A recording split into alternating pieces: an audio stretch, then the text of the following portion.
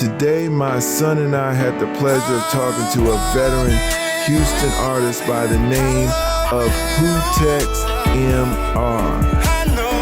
Let's ask this artist 30 questions to get to know him. You text him on, and today y'all gonna get to know who I am. And this is Red. This spot I grew up at right here, shooting pool. For sure, man. Yeah, man, glad to have you here today. Yes, sir. You know, and we about to get to it, man. So what's something that the streets taught you, man?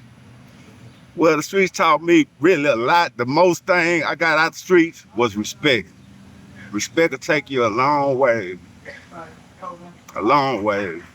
What's the biggest lesson you learned the hard way? The biggest lesson I learned the hard way was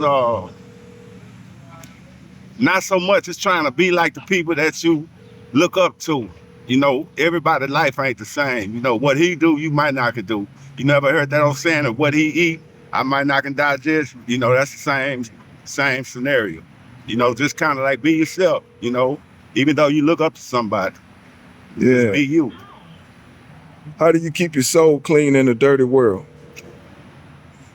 Stand away from me suckers. No, but actually, you know, it's like staying prayed up.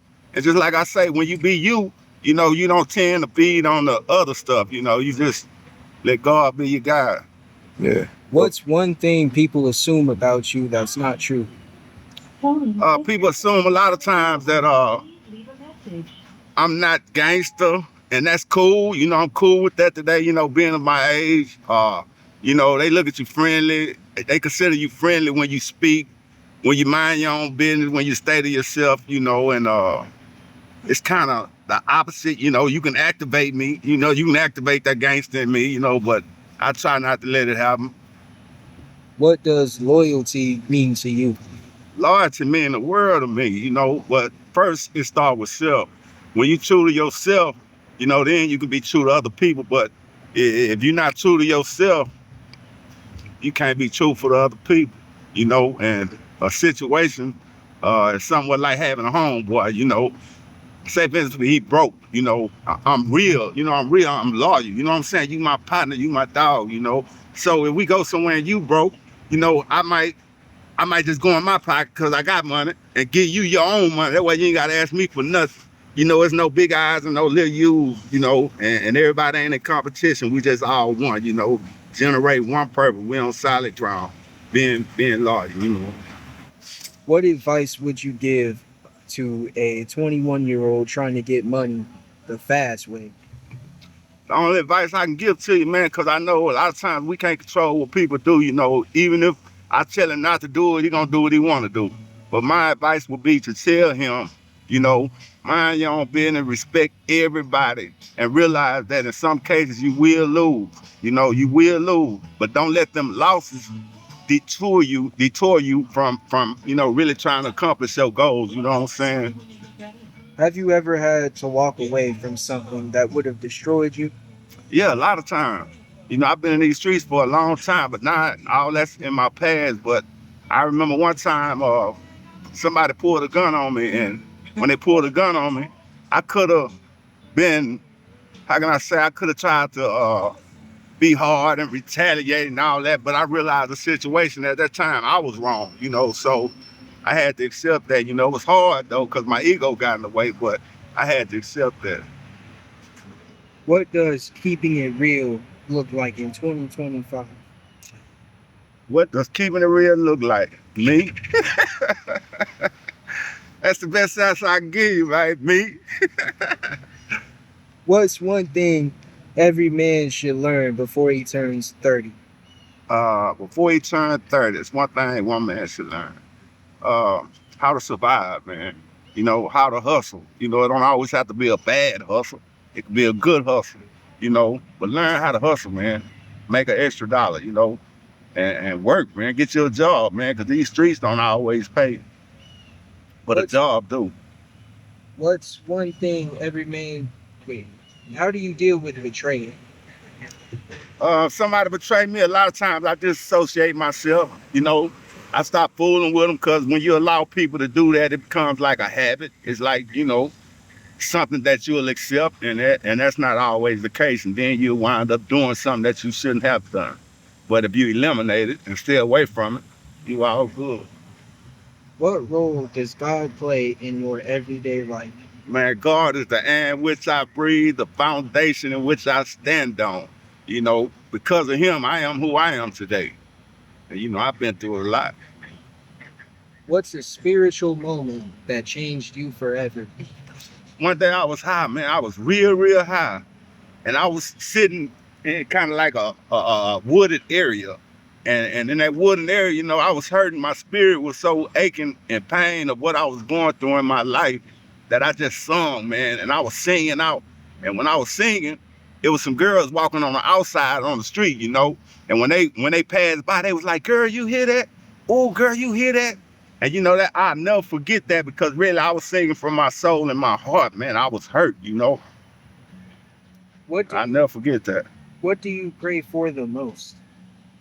Peace of mind in my family. A peace of mind, because with a peace of mind, man, you can think better, you can tend to focus better, you make better decisions.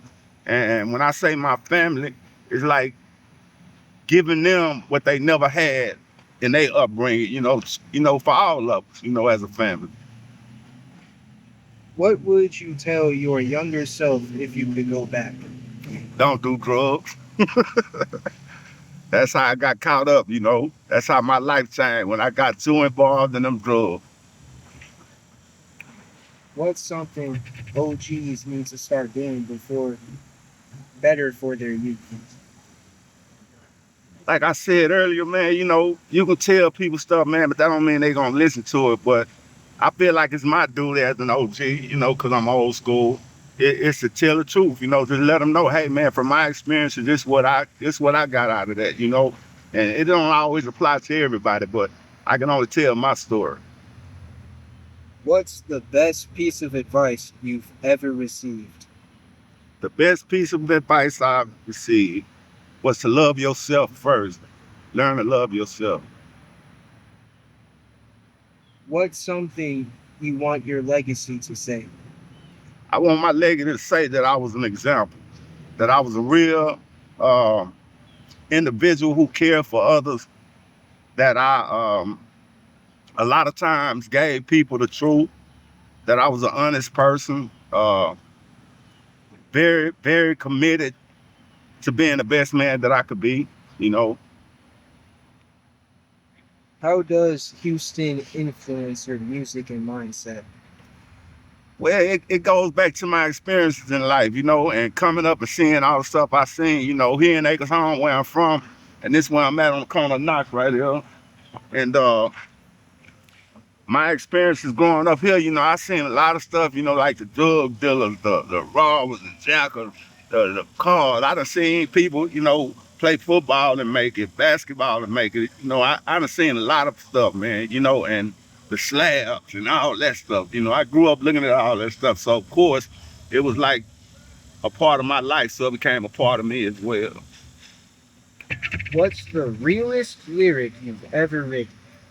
The real lyric I ever written was when I wrote a song about my mama, and I had just lost my mom, and man, I was hurt, it devastated me. And the lyric was, what it say, mama. And it's saying tears, I got tears in my eyes, but you can't see them, but I'm crying. A lot of times, man, we got people that cry, but just because you don't see no tears don't mean they not crying. I was crying inside. And that's kind of like the realest song lyrics I've written was a song for my mom. What kind of music moves your soul?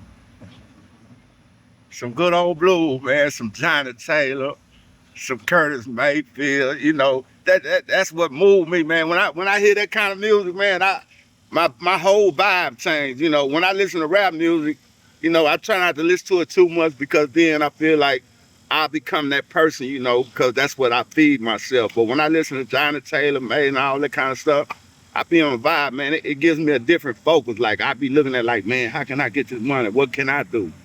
How can I get ahead in life? What kind of ideas can I create, come up with to be successful in life? That's what I get from me. What's the time you almost lost your cool, but God held you back? Uh, a friend of mine stole something from me, and it messed me up because, like I say, I thought he was my friend, so I never would have thought that he would do that, that he would have done that. And I really wanted to do something to him, but the only thing held me back was the fact that if I consider myself, if he hurt me as a friend and I'm a friend, why would I do something bad to him? So another situation where I kind of like just disassociated myself and left things alone.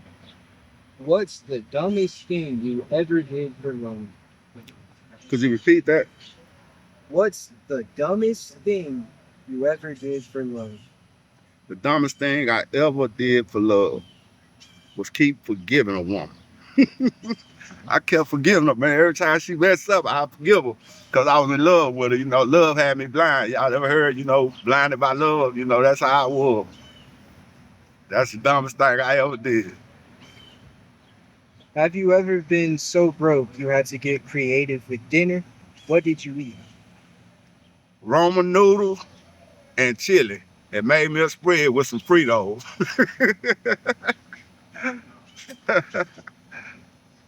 What's the worst outfit you ever wore thinking you was fresh?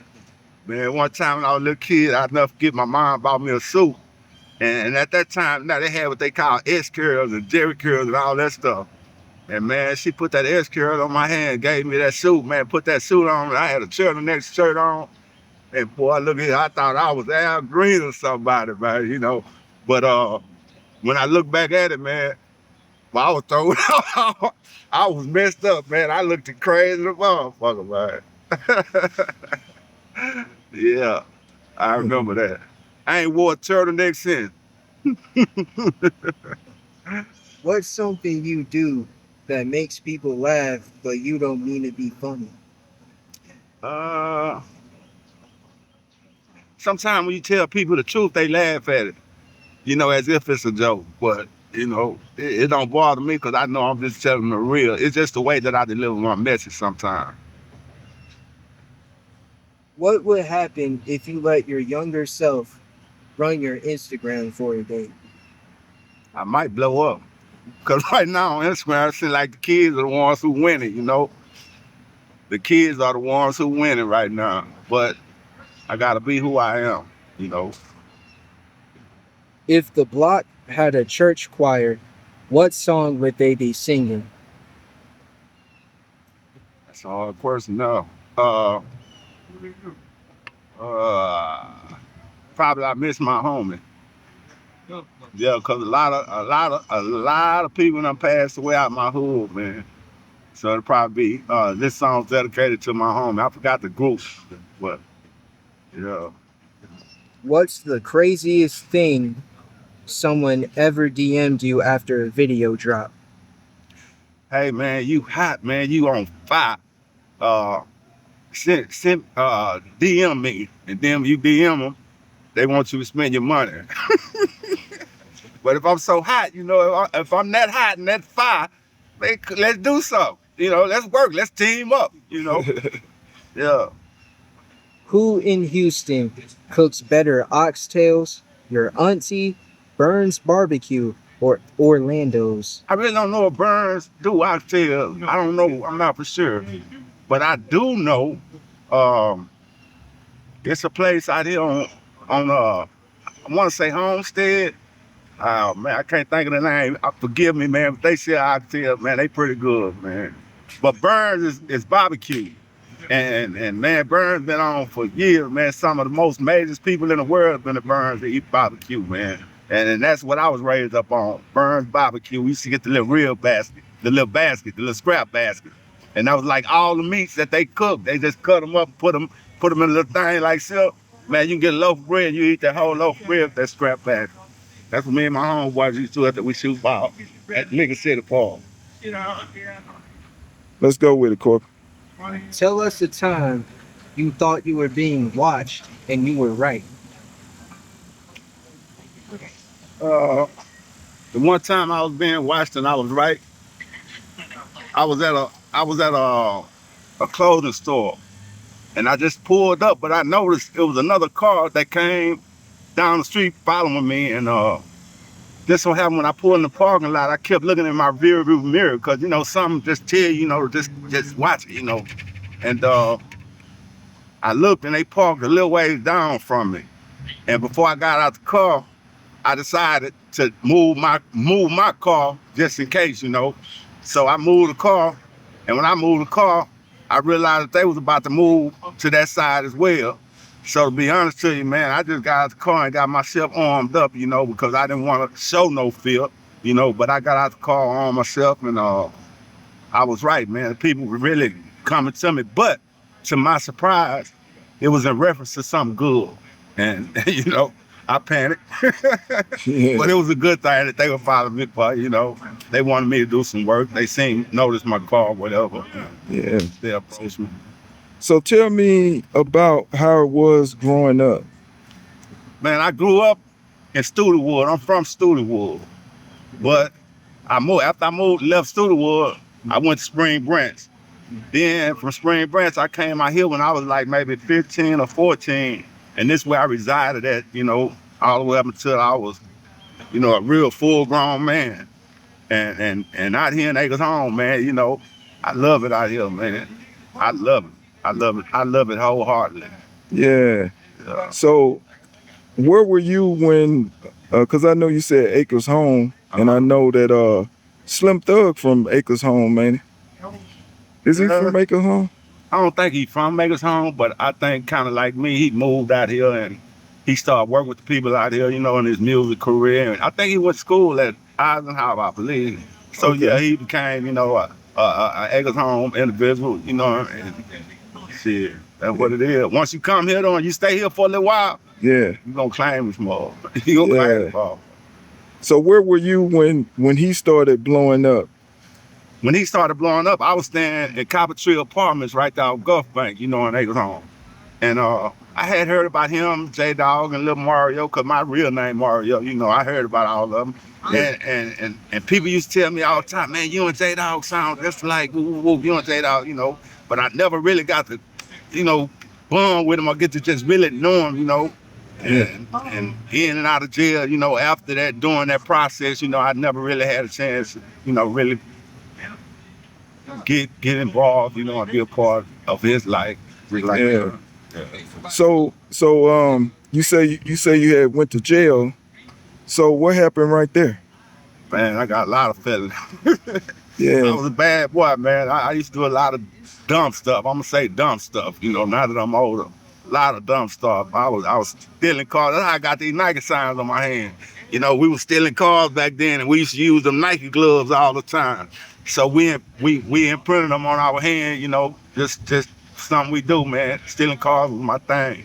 Yeah. Yeah. So when was the turning point when you knew that, okay, I gotta stop this street life, I gotta switch it over? Yeah. You know, what happened? I had got on drugs, man, and it really took control of my life, and I went down, you know. And after that moment, you know, being incarcerated so many times, the last time I went to jail, they gave me a job in the jail, you know, and I was working with the chaplain. You know, that's the minister, you know, of the jailhouse. And me and him used to communicate and, you know, talk every day, man. And he told me, he said, man, if you read this book for 30 days straight, I promise you a blessing. And at that time, because I had so many felonies, I was considered a habitual criminal. So when, you know, that's like 25 to life.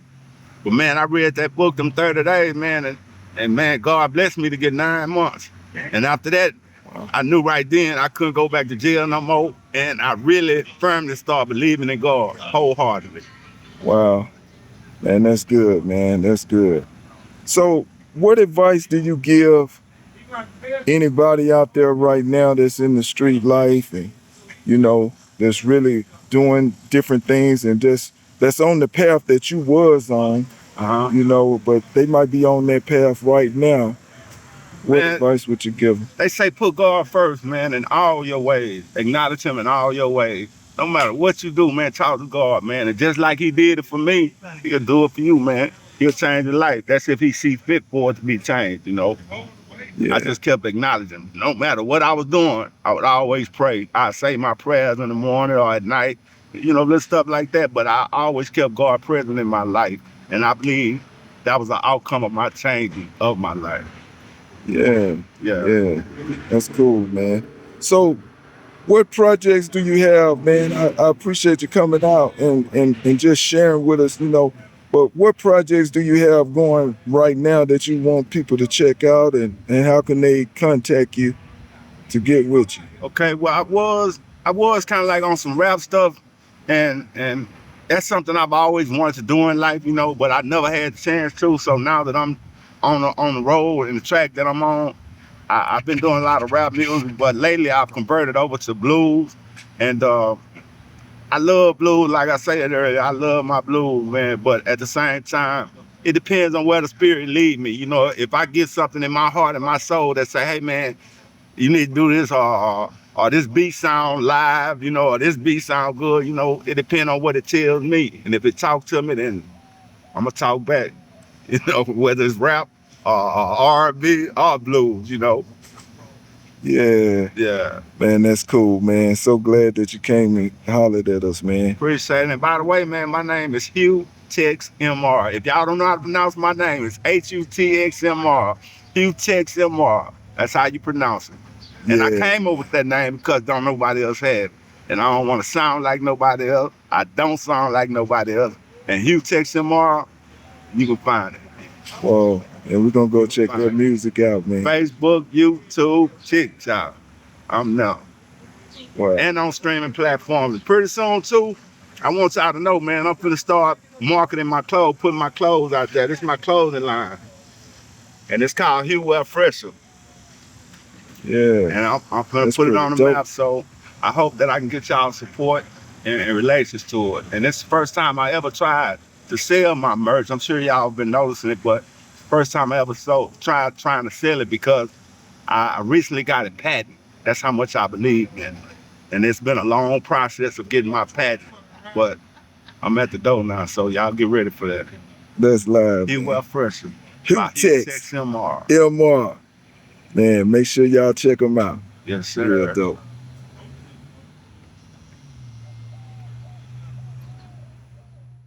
Hey, now this your man, Hutxmr. Right now I'm in 44 in Acres Home, and this Lucky Knox, this corner right here, man. This is my partner spot right here. Niggas called Big Reds, man. We used to come here and shoot pool. This how I got so crafty with that pool stick, man. It was a hole in the wall, That's how we grew up. And this way right here is Lil York. Right here we got South Victory, and I got partners all over this motherfucker, man. And I'm an Acres Home representative to the fullest, man. Hutxmr.